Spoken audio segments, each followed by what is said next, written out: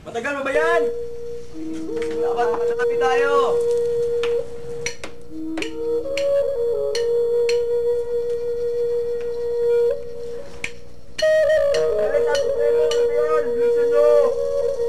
Dapat patuloy ang pagkakagawa. O nga. Para yan sa mga Espanyol. Walang hiya.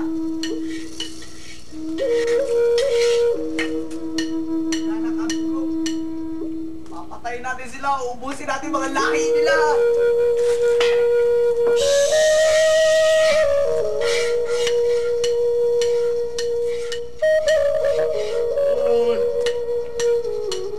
Wala tayong iiwan kahit isang dugo ng ispo sa Pilipinas! Para kay Rizal!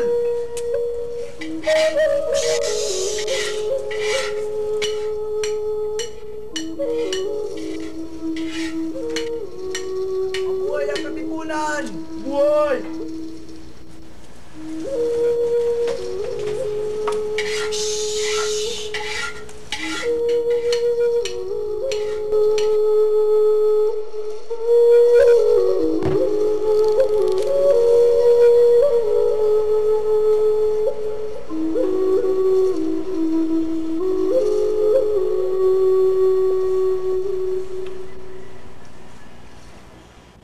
Mga kaibigan, meron ako nasagap na impormasyon na sa tingin ko'y dapat ninyong pagtuunan ng pansin. Sa impormasyong ito, nalaman ko na mayroong isang maliit na grupo na nagtatangkang mag-alsa laban sa ating pamahalaan. Kanino mo nalaman yan? Nalaman ko ito mula sa isa sa kanilang mga miyembro na nangumpisal sa akin. Kung gayon, dapat tayo maghanda.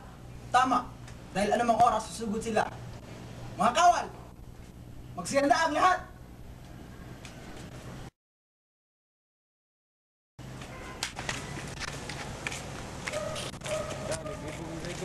Paano eh? Anong ginawa ko? Pasok na! Gina, pasok na kayo! Pasok kayo dyan! Anong gagawin niyo sa amin dito? Diyan kayo! Labas niyo kami dito! Labas niyo kami! Pasok na! Pasok na!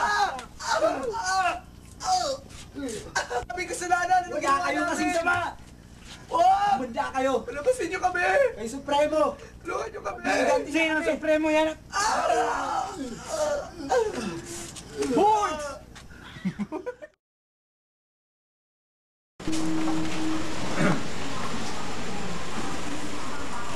Gandang gabi sa inyong lahat, mga kapatid. Gabi naman. Gabi. Tinatawag ko kayo ulit sa pagpupulong na ito dahil binabala ko ulit na umalakay at tapusin na ang giyerang ito sa labanan ng ating pangkat laban sa mga Espanyol. Kayong mga Pinoy, kayatin nyo ng maayos ang ibang miyembro ng Katipunan na lumaban sa Espanyol. Kailangan na nating tapusin ang digmaang ito sapagkat hindi ko na papatawad ang mga Espanyol. Pinatay nila ang ating mga kapatid sa iba't ibang lugar dito sa Pilipinas. Walang awang sinaktan kahit ang mga walang laban, ang mga sibilyan at ang mga Pilipino ay kanilang inaapi. Wala silang awa sa atin. Kaya sa pagkakataong ito, dapat na natin wakasan ang kanilang paghahari dito sa ating bansa. Dahil doon, hindi kaya ko kayong muli. Simula ngayon, simulan natin ang digmaan sa nalalapit na araw.